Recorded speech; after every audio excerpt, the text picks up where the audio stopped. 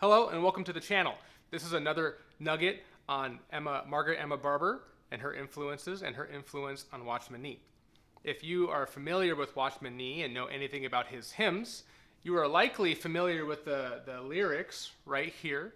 One of his great hymns on the Lord's return, "My King will soon come back again."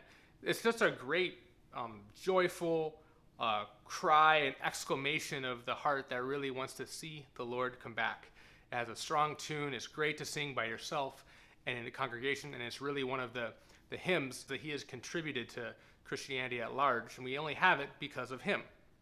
And I say that because most sources acknowledge that he was not the author, likely not the author. They might call it anonymous or just say translated by Watchman Nee.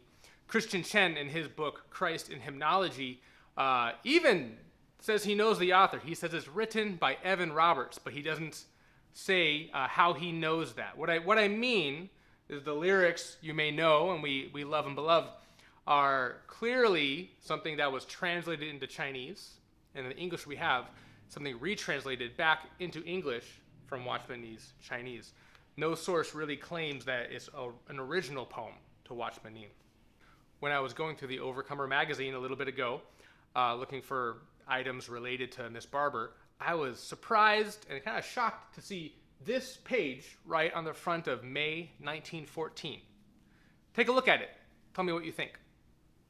The title is called "The Cry of the Watching Soul." It's clearly written by Evan Roberts at the end. It's 9 verses, 1 verse more than Watchman Nee's retranslated version. Feel free to pause and read it through yourself. Tell me what you think about it.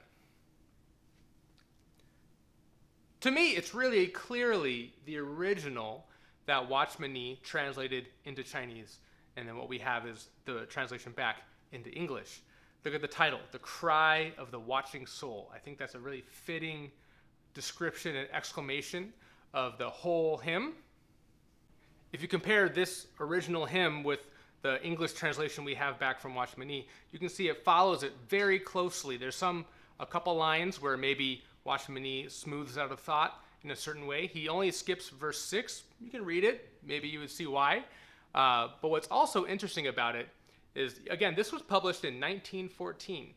Watchman Nee didn't become a Christian until 1920.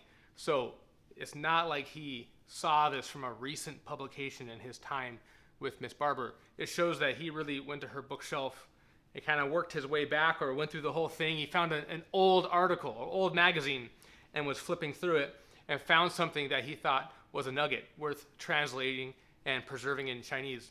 What's just fascinating is what we have from Evan Roberts never made it into any hymnals that I've looked or searched through online, but tens of thousands of people know his hymn, sing his hymn, love his hymn, really just because Watchman Nee translated it and preserved it for us today.